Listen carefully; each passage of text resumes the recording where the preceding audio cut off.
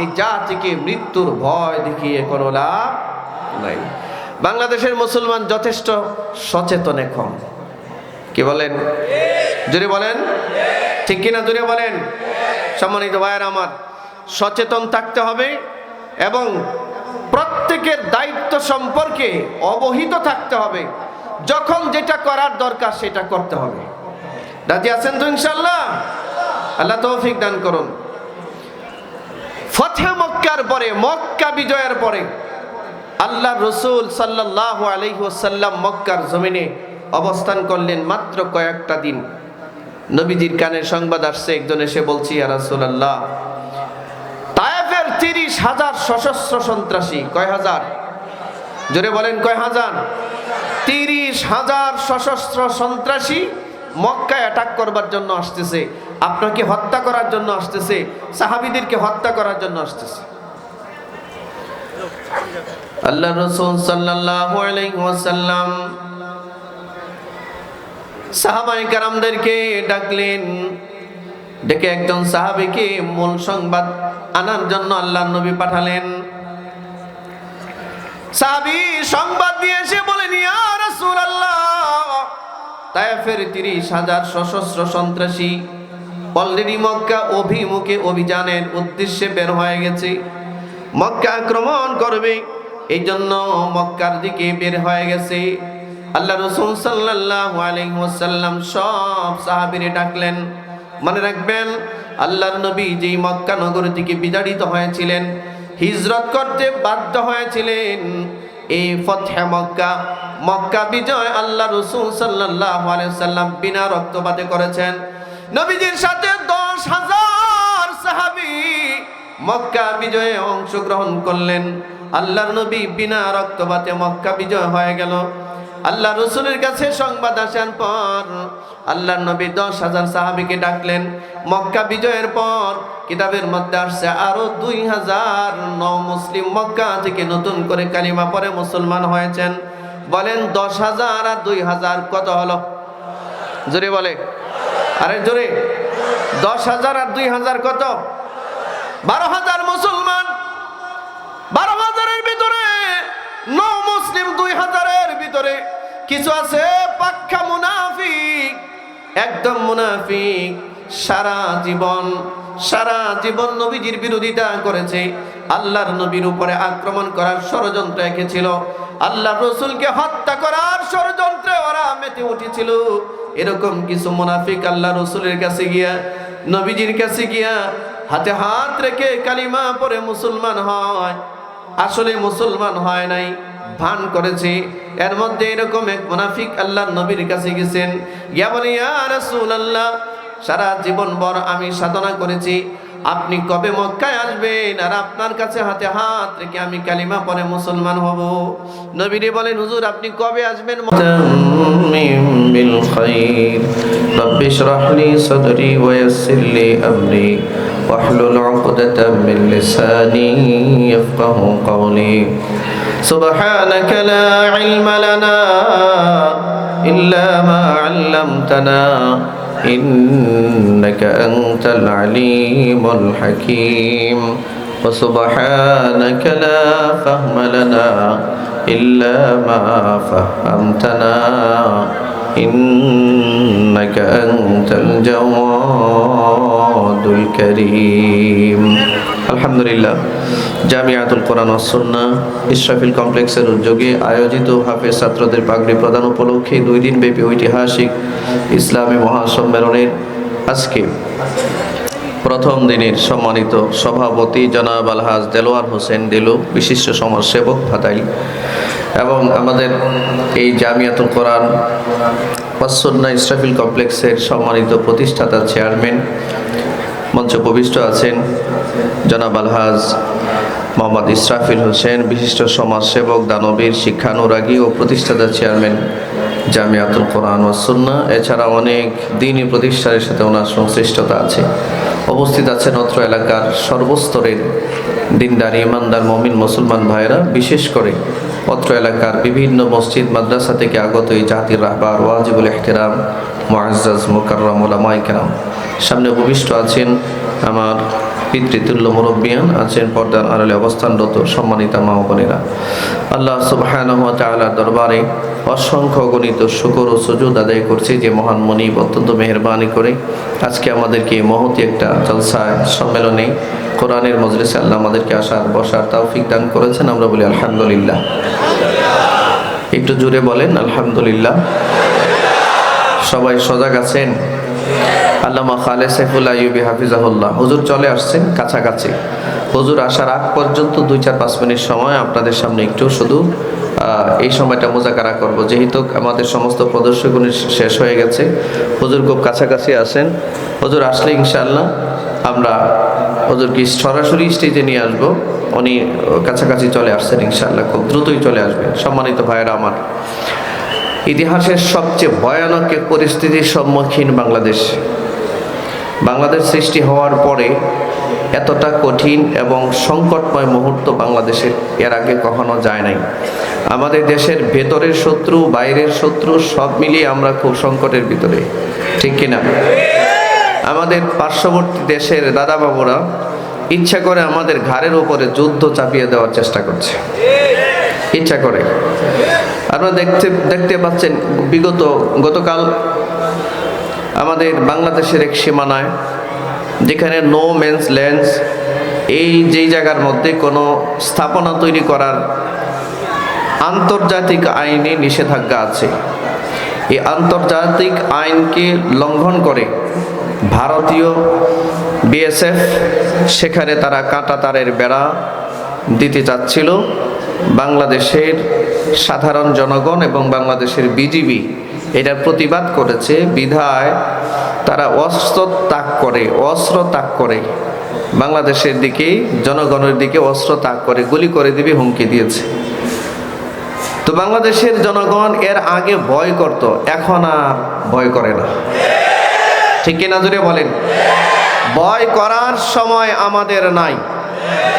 আমরা কাদেরকে ভয় করব? যারা গরুর সেনা খায় তাদেরকে, যারা গরুর গোবর খায় তাদেরকে ভয় করব আমরা তো ভয় করব কাকে? জুড়ে বলেন, আরো জুড়ে বলেন কাকে? আমরা তো বড় হয়েছি গরুর দুধ খেয়ে, আমরা বড় হয়েছি গরুর গোশত খেয়ে, ঠিক কিনা জুড়ে বলেন? যারা গরুর পেশাব খায়, যারা গরুর গোবর খায়, এরা কোনোদিন আমাদেরকে ভয় দেখাতে পারে না। আমরা ভীতু কোনো জাতিও নয়, ঠিক কিনা জুড়ে বলুন? আমরা ভীতু জাতি নই। বাংলাদেশের মানুষ প্রতিরোধ করবার জন্য যার কাছে যা আছে তা নিয়ে চলে গেছে।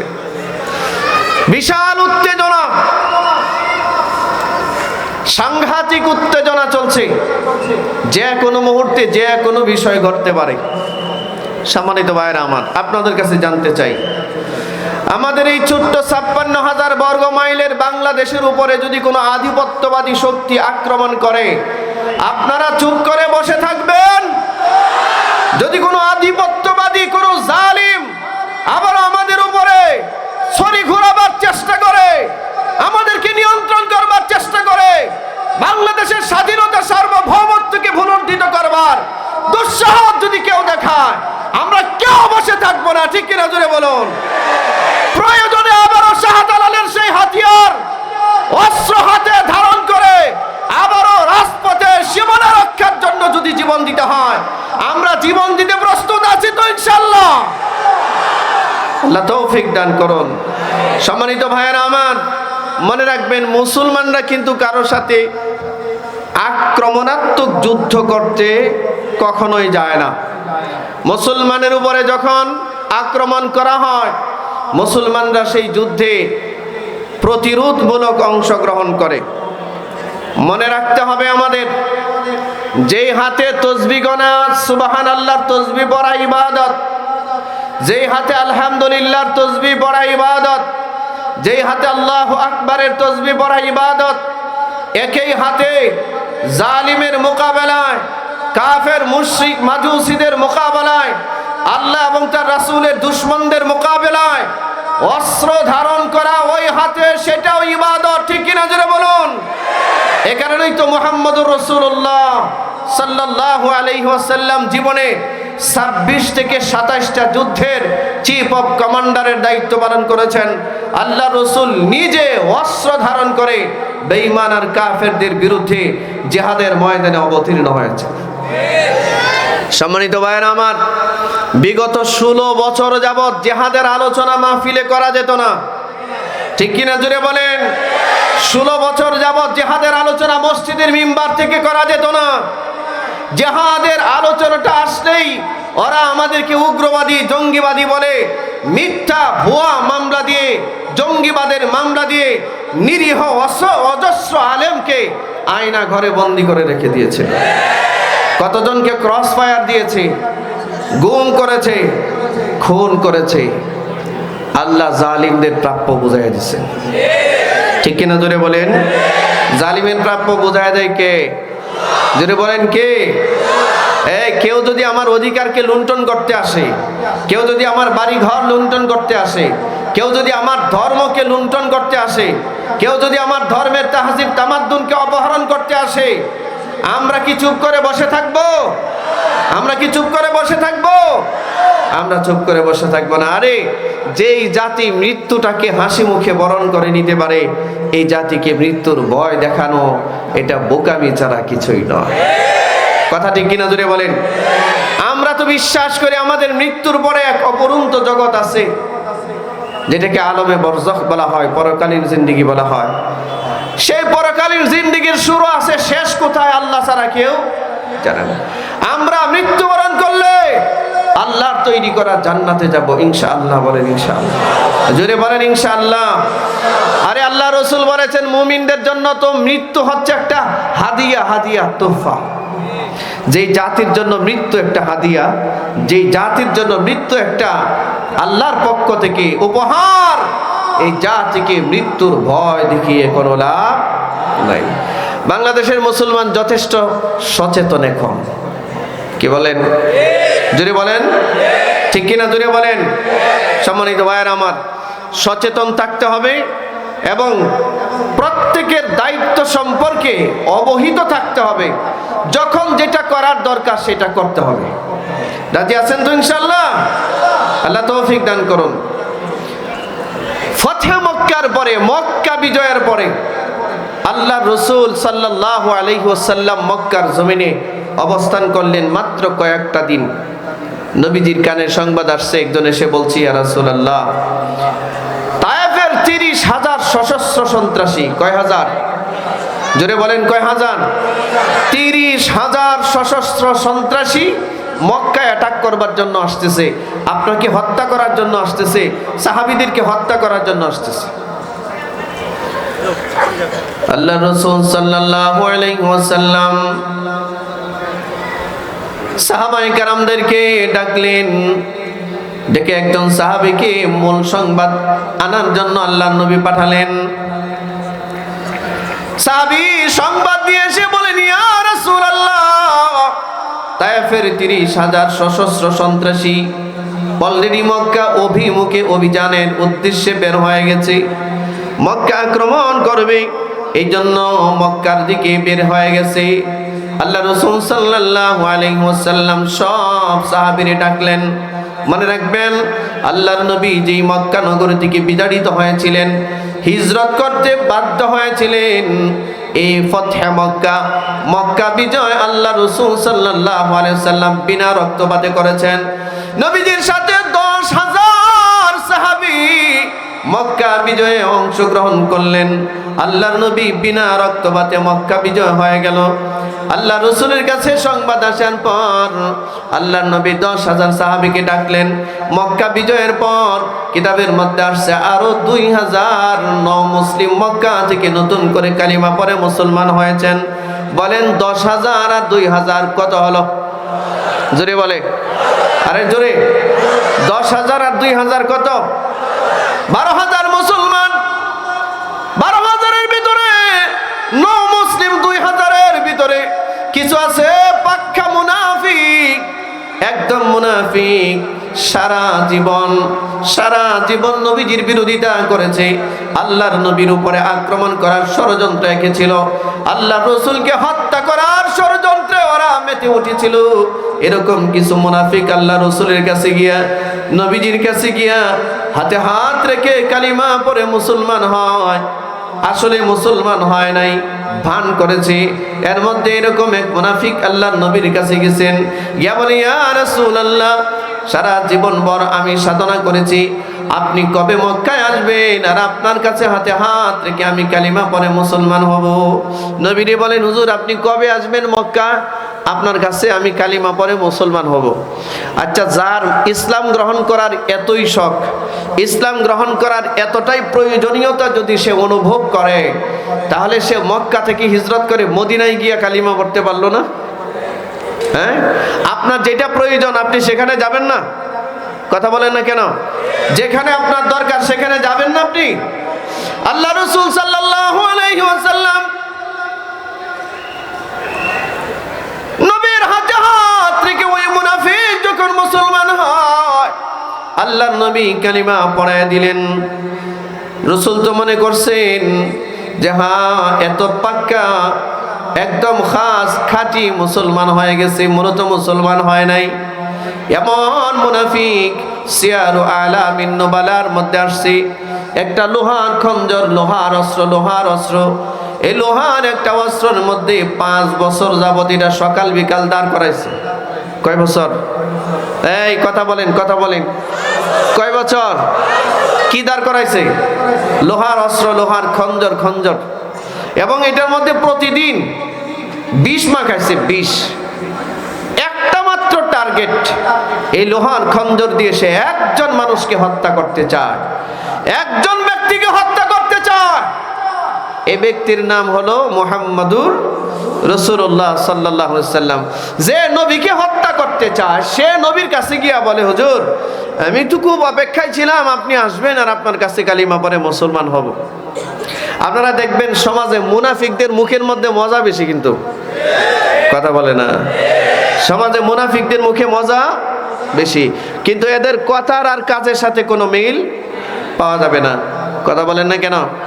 কথা আর কাজের সাথে কোনো মিল নাই, মুনাফিকদের আচরণ এইটা।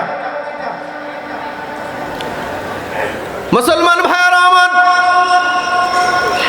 আল্লাহ রাসূল সাল্লাল্লাহু আলাইহি ওয়াসাল্লাম তারে কালিমা পড়ায়া দিছে। সে খালি সুযোগে সুযোগে নবীজির কাছে আসে। নবীরে কখন একা পাবে আর নবীকে ওই খঞ্জর দিয়ে আঘাত করে হত্যা করবে। ইতিমধ্যেই যুদ্ধের ডাক চলে আসছে, হুনাইনের যুদ্ধের ডাক চলে আসছে। আল্লাহ রাসূল 10,000 সাহাবী সংযুক্ত আরো 2,000, মোট 12,000 সাহাবীকে ডাকলেন।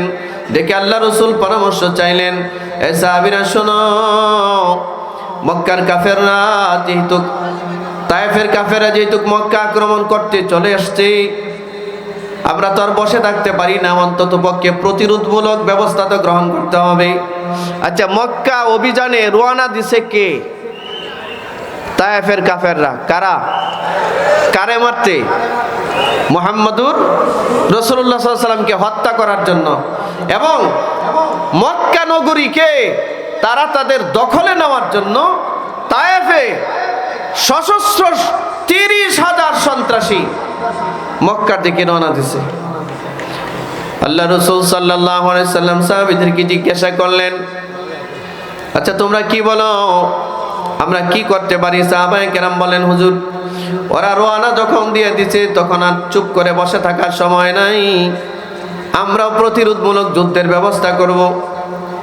আল্লাহ রাসূল বললেন, কারা কারা প্রস্তুত আছো? সাহাবায়ে কেরাম সবাই হাত উঁচু করে বললেন, হুজুর আমরা সবাই প্রস্তুত আছি।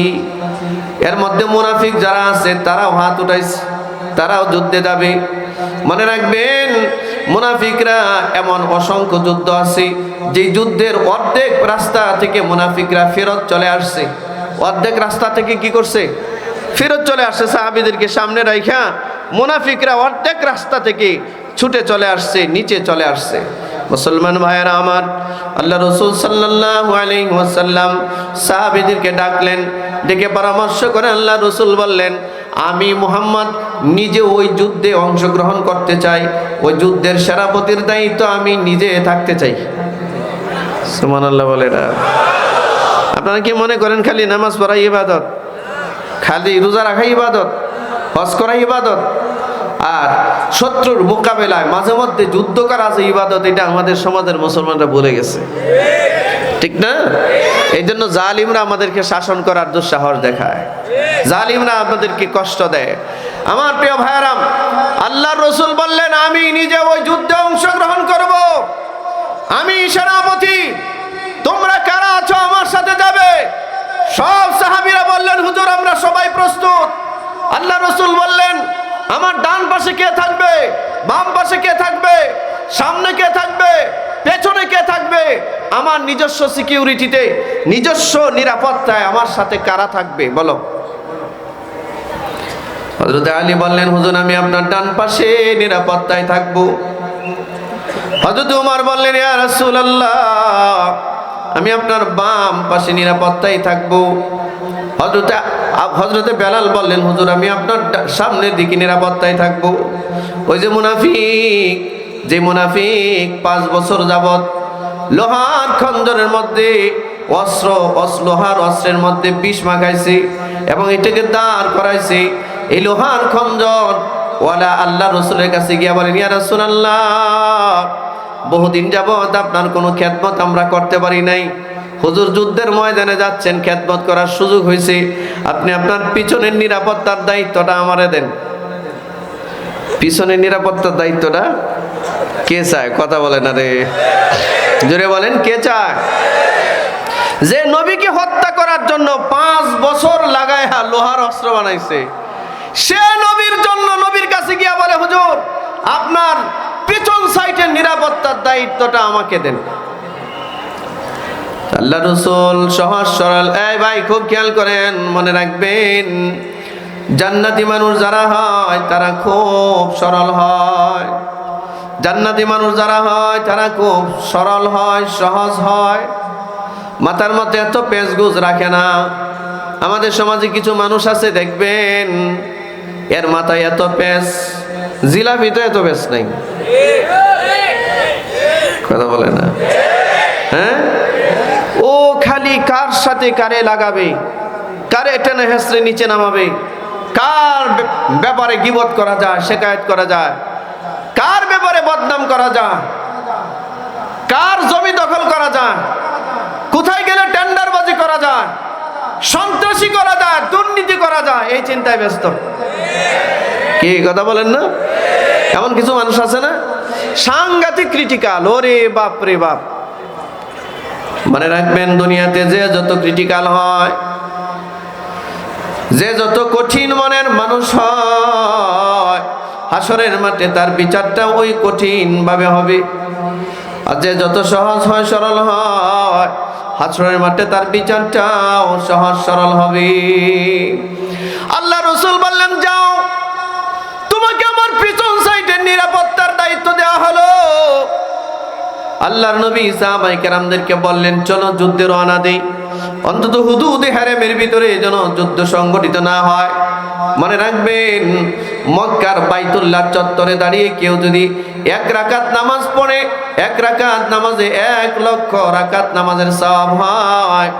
ঠিক তদ্রুপ মক্কার এই বাইতুল্লাহ চারপাশে 12 থেকে 13 কিলোমিটার জায়গা এমন আছে, এটাকে হুদুদ হারাম বলা হয়। এই 13 কিলোমিটার জায়গার ভিতরে কেউ যদি 1 রাকাত নামাজ পড়ে তারও 1 লক্ষ রাকাত নামাজের সওয়াব হয়। এই সুবহানাল্লাহ যে আসতে বললেন, জীবনে 1 লাখ রাকাত নামাজ পড়ছেন? কেউ থাকলে হাত ওঠান, আপনারা আমি 10,000 টাকা পুরস্কার দিব। 1 লাখ রাকাত নামাজ পড়ছেন থাকলে হাত ওঠান। আছেন কেউ? নাই। 1 রাকাত নামাজ পড়লে 1 লক্ষ রাকাত নামাজ। মুসলমান ভাইয়েরা আমার, আল্লাহ রাসূল সাল্লাল্লাহু আলাইহি ওয়াসাল্লাম বললেন চলো হুদুদ হারামের বাইরে গিয়ে আমরা যুদ্ধটা করি। সাহাবায়ে কেরামদেরকে নিয়ে আল্লাহর নবী মক্কার হুদুদ হারামের বাইরে চলে গেছেন। মক্কার ভিতর থেকে বের হইয়া হুনাইনের ময়দানে তায়েফের কাফেরদের সাথে আল্লাহর নবীর মোকাবেলা হয়েছে। নবীজির সাথে সাহাবীর সংখ্যা 12,000, কয় হাজার, আর কাফেরের সংখ্যা 30,000। কথা কয় না? কাফেরের সংখ্যা কত? মুসলমানের সংখ্যা কোনটা বেশি? জোরে বলেন কোনটা বেশি? আচ্ছা 12,000 মানুষ যদি 30,000 মানুষ দেখে, তাও ওরা অস্ত্র শস্ত্র, উট, এরপরে ঘোড়ার উপরে সওয়ার, অস্ত্র হাতে। আর 12,000-এর মধ্যে কিছু সংখ্যক সাহাবীর হাতে অস্ত্রই নাই, আবার কিছু আছে মুনাফিকও। ভয় পেয়ে যাওয়ার কথা না? হ্যাঁ, ভয় পাওয়ার কথা না? তবে সাহাবীদের ভিতরে একটা, নিজেদের মধ্যে একটা আত্ম অহমিকা চলে এসেছিল। তারা মনে করেছিল, আরে এত সাহাবী নিয়ে এত কোনো যুদ্ধে আমরা কখনো যাইনি। হ্যাঁ, হুনাইনের যুদ্ধে, এত বড় যুদ্ধে এত সংখ্যক সাহাবী আমরা যাচ্ছি। সাহাবীদের ভিতরে কিছুটা আত্মগরিমা চলে আসছিল। আল্লাহ বলেন, এই আত্মগরিমার দ্বারায় যুদ্ধের ময়দানে, অস্ত্রের দ্বারায় যুদ্ধের ময়দানে আমি তোমাদেরকে বিজয় দেই না। মুসলমানদের বিজয় নির্ভর করে আল্লাহর উপর। মুসলমানদের বিজয় নির্ভর করে আল্লাহর সাহায্যের উপর। ঠিক কিনা জোরে বলুন?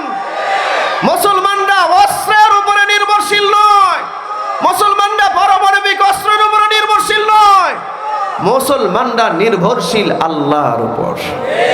ঠিক কিনা? মুসলমান ভাইয়েরা আমার, আল্লাহ রাসূল সাল্লাল্লাহু আলাইহি ওয়াসাল্লাম যুদ্ধের ময়দানে যখন যাচ্ছেন, হঠাৎ করে এত বিশাল সাহাবী, 12,000 সাহাবী, এত বিশাল সংখ্যা, বেঈমান কাফেরদেরকে দেখে ভয় পেয়ে গেছে। ভিতরে আল্লাহই ভয় ঢুকায় দিছে। কাফেরদেরকে দেখে সাহাবায়ে কেরাম দৌড়তেছে, যার যার জীবন বাঁচাবার জন্য দৌড়াচ্ছে। ধরেন একজন সাহাবীকে হত্যা করার জন্য 20 জন কাফের দৌড়াইতেছে। এই সাহাবী নিজের জীবন রক্ষা করার জন্য দৌড়াচ্ছে। আল্লাহ রাসূল সাল্লাল্লাহু আলাইহি ওয়াসাল্লাম তিনিও যাচ্ছেন। নবীজির ডান পাশে হযরতে আলী, বাম পাশে হযরতে ওমর, সামনে হযরতে বেলাল, আর পিছনে কে? মুনাফিক। 5 বছর যাবত লোহার খঞ্জরে শান দিছে। শান কুরবানির ঈদের সময় ছুরি যেমন শান দিই, সেরকম শান দিছে। কয় বছর? জোরে বলেন কয় বছর? এবং এটার মধ্যে বিষ মাখাইছে। তার উদ্দেশ্য হলো, এটা দিয়া যদি মুহাম্মদ সাল্লাল্লাহু আলাইহি সাল্লামকে আঘাত করি, আঘাতে যদি মারা না যায়, অন্তত যেই পরিমাণ বিষ মাখাইছে, বিষের আঘাতে যেন জাগায় মারা যায়। ষড়যন্ত্রকারী তারে দিছে নবীজি পিছনের সাইডে নিরাপত্তার দায়িত্ব। ভালো মানুষটা দিছে না? হ্যাঁ, এটা যেমন কোনো শিয়ালের কাছে যদি মুরগি কেউ আমানত রাখে আর কি, যে মুরগিটা আমানত রাখলাম, তুমি রাখো। শিয়ালে যেমন মুরগির আমানত রাখতে পারে না, মুনাফিকরাও কোনোদিন হক পথে থাকতে। মুসলমান ভাইয়েরা আমার, আল্লাহ রাসূল সাল্লাল্লাহু আলাইহি ওয়াসাল্লাম যুদ্ধে যাইতেছেন। সাহাবায়ে কেরাম বিক্ষিপ্ত হয়ে গেছেন, এক এক দিকে দৌড়ানি শুরু করছেন। হযরত ওমর বলেন, ইয়া রাসূলুল্লাহ, হুনাইনের যুদ্ধের ময়দান খালি, আপনার সাহাবীরা নাই, যার যার মতো দৌড়াচ্ছে, যার যার মতো সাহাবায়ে কেরাম পলায়ন করতেছে। নবীজি, আপনার দ্বারা আর একটা কদম সামনে আগানো ঠিক হবে না, আপনি আর সামনে আগায়েন না। আপনার জীবন নিরাপত্তাহীনতায় ভুগতেছে, আপনি আর সামনে আগায়েন না। আল্লাহ রাসূল বললেন, হে ওমর, আমি কোনো মিথ্যা নবী নই, আমি কোনো ভণ্ড নবী নই। যুদ্ধের ময়দান থেকে, জিহাদের ময়দান থেকে কোনো নবীর জন্য পালিয়ে যাওয়া বৈধ নয়। ওমর, হুনাইনের যুদ্ধে কেউ যদি না যায়, আমি মুহাম্মদুর রাসূলুল্লাহ একাই 30,000-এর বিরুদ্ধে যুদ্ধ করব। আল্লাহু আকবার বলুন। এই হলো আমাদের ধর্মের নবী, তার ইমানি স্পিরিট এরকম। ভারতের দাদারা আমাদেরকে হুমকি দেয়, বলে আমরা যদি পেশাব করে দেই, ওরা যদি পেশাব করে দেয়, তো আমরা নাকি ভেসে যাব। হ্যাঁ, পাগল যে পাগল, ও যে পাগল, এটাও তো বুঝে না। ঠিক না? যারা নিজেরা গরুর পেশাব খায়, ওরা ওজি পেশাব করে দিবে। এখনো কোটি কোটি ভারতীয় আছে যেগুলো টয়লেট কারে কয় চিনে না। ওরা টয়লেট কাকে বলে জানে না, চিনে না। এরকম একটা অসভ্য বড় বড় জাতি। ভারতের এরকম মহারাষ্ট্রে গরুর দুধের চেয়ে, পত্রিকায় দেখলাম, গরুর দুধের চেয়ে গরুর সেনার দাম বেশি। দুধের চেয়ে কিসের দাম বেশি? হ্যাঁ, গরুর সেনার দাম বেশি। চিন্তা করেন, আমার এমন এমন ঠাকুর মাকুর আছে এটি বছরে একবার গোসল করে, দাড়ি মুছ কিচ্ছু কাটে না।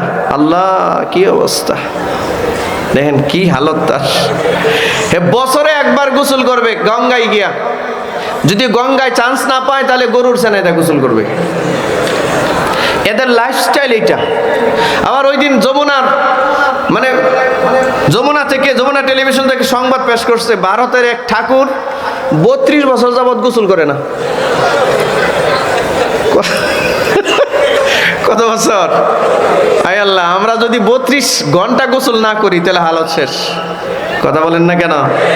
হ্যাঁ, আচ্ছা, যেই মানুষটা 32 বছর যাবৎ গোসল করে না, এটা কি মানুষের জায়গায় আছে? যা আমার মনে হয় যে এর আশপাশে আধা কিলোমিটার 1 কিলোমিটার ভিতরে তো দুর্গন্ধ যাওয়ার কথা না। কিতাব কথা বলেন না কেন আপনারা? যারা এতটা না পাক, যার ভিতর না পাক, যার বাহির না পাক, এই ঈমানওয়ালা মুসলমানরা মুশরিক বেঈমান কাফেরদের দিলের মধ্যে কোনো শক্তি নাই।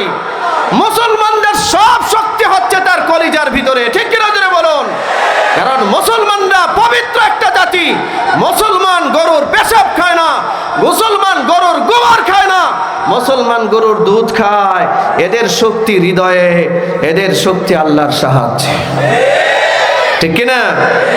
মুসলমান ভাইয়েরা আমার, আল্লাহ রাসূল বললেন, ওমর, যুদ্ধের ময়দান থেকে আমি বিন্দু পরিমাণ পিছপা হব না। যদি কেউ হুনাইনের ময়দানে কাফেরদের বিরুদ্ধে যুদ্ধ না করে, তারপরেও আমি মুহাম্মদুর রাসূলুল্লাহ সাল্লাল্লাহু আলাইহি ওয়াসাল্লাম একাই তাদের বিরুদ্ধে যুদ্ধ করব। সুবহানাল্লাহ বলতেন না? রসুল বলেন যে আমি একাই তাদের বিরুদ্ধে যুদ্ধ করব। বলেন তো দেখি, আল্লাহ রসুল সাল্লাল্লাহু আলাইহি ওয়াসাল্লাম আমাদেরকে কি শিখাইলেন? জোরে বলেন, কি শিখাইলেন? যুদ্ধের ময়দান থেকে পালিয়ে যাব আমরা নাকি? যুদ্ধের ময়দান থেকে পালিয়ে যাব? যুদ্ধের ময়দান থেকে পালাবার মানুষ আমরা না। আল্লাহু আকবার বলেন, নারায়ে তাকবীর। হইছে না? আরো জোরে নারায়ে তাকবীর। চেয়ারম্যান সাহেবের আগমন, চেয়ারম্যান সাহেবের আগমন, মুফতি আমজাদ হুসাইন আশরাফি সাহেবের আগমন। নারায়ে তাকবীর। ভালো লাগে নাই? হ্যাঁ, কেউ দি নাই, আমি আছি না, এই শুনতেছি তো। আলহামদুলিল্লাহ, ভাই চলে আসছেন মুফতি আমজাদ হুসাইন আশরাফি হাফিজাহুল্লাহ। বাংলাদেশ ইসলামের বাংলাদেশ গড়তে চাই। কারা কারা প্রস্তুত আছেন? ইনশাআল্লাহ। কোরআন দিয়া সংসদ সাজাতে চাই, প্রস্তুত আছেন তো? ইনশাআল্লাহ। নবীর সুন্নাত দিয়া দেশটা সাজাতে চাই, প্রস্তুত আছেন তো? ইনশাআল্লাহ। যার যার জায়গায় আমরা সচেতন ভূমিকা রাখবো ইনশাআল্লাহ। জোরে বলেন ইনশাআল্লাহ। মুহাম্মদুর রাসূলুল্লাহ সাল্লাল্লাহু আলাইহি ওয়াসাল্লাম বললেন, হে ওমর, যুদ্ধের ময়দান থেকে পালিয়ে যাওয়া কোনো নবীর পক্ষে শোভা পায় না, তার জন্য জায়েজ নাই। সুতরাং আমি যুদ্ধের ময়দান থেকে পালিয়ে যাব না, আমি একাই তাদের বিরুদ্ধে যুদ্ধ করব। আল্লাহর নবী এই কথা বলে তার উট সামনের দিকে এগিয়ে নিলেন। আল্লাহ রাসূল তার চাচা হযরত আব্বাস রাদিয়াল্লাহু তাআলা আনহুকে ডাক দিয়ে বললেন, চাচা, আপনি তো লম্বা মানুষ, একটা পাহাড়ের উপরে উঠেন। পাহাড়ের উপরে উঠে আমার ওই সমস্ত সাহাবীদেরকে একটু ডাক দেন, যেই সাহাবীরা যুদ্ধের ময়দান থেকে আমাকে রেখে পালিয়ে যাচ্ছে।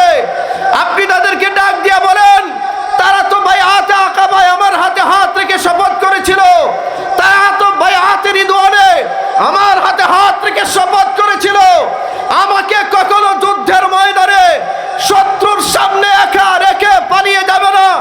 আপনি তাদেরকে আহ্বান করুন। হযরত আব্বাস রাদিয়াল্লাহু তাআলা আনহু একটা পাহাড়ের উপরে উঠে সমস্ত সাহাবীদেরকে ডাক দিয়ে বললেন, হে বিশ্বনবীর সাহাবীরা, হে সাইয়্যিদুল মুরসালিনের সাহাবীরা, তোমরা যারা বাইআতে রিদওয়ানে নবীর হাতে হাত রেখে ওয়াদা করেছিলে, তোমরা যারা বাইআতে আকাবায় আল্লাহর নবীর হাতে হাত রেখে শপথ করে বলেছিলে, ইয়া রাসূলুল্লাহ, প্রয়োজনে নিজেদের জীবন বিলীন করব, তারপরে আপনাকে একা রেখে যুদ্ধের ময়দান থেকে পালাবো না। আপনারা কে কোথায় আছেন সবাই ফিরে আসুন। ডাক দিতে দেরি, সব সাহাবীদের কানে আল্লাহ আওয়াজ পৌঁছায় দিচ্ছে। 100 কিলোমিটার বেগে দৌড়তেছে, জাগাত হার্ট ব্রেক করছে, যুদ্ধের মোড় ঘুরে গেছে। আল্লাহ মুসলমানদের কি বিজয় দিচ্ছেন। অনেক অনেক লম্বা কথা, অনেক সুন্দর এক আলোচনা। আগামীকালকেও আসি, আমি তো আসি ইনশাল্লাহ। আমার ভাই চলে আসছেন, আমার ভাই এখন আলোচনা করবেন। আল্লামা খালেদ সাইফুল্লাহ আইয়ুবী হাফিজাহুল্লাহ হয়তো নবীনগর ছিলেন, এখানে তো এই রাস্তায় তো জ্যাম, এই কারণে আসতে একটু দেরি হচ্ছে। আমার ভাই এখন আলোচনা করবেন, এরপর পরে আমরা আল্লামা খালেদ সাইফুল্লাহ আইয়ুবী হাফিজাহুল্লাহ, এরপরে দাওয়াতি যত মেহমান আছে সবাই দ্রুত গতিতে আসতেছেন, সবাইকে দেওয়া হবে ইনশাআল্লাহ। আপনারা আমার ভাইয়ের আলোচনা মনোমুগ্ধকর ভাবে শুনুন। আগামীকালকে জুমার নামাজ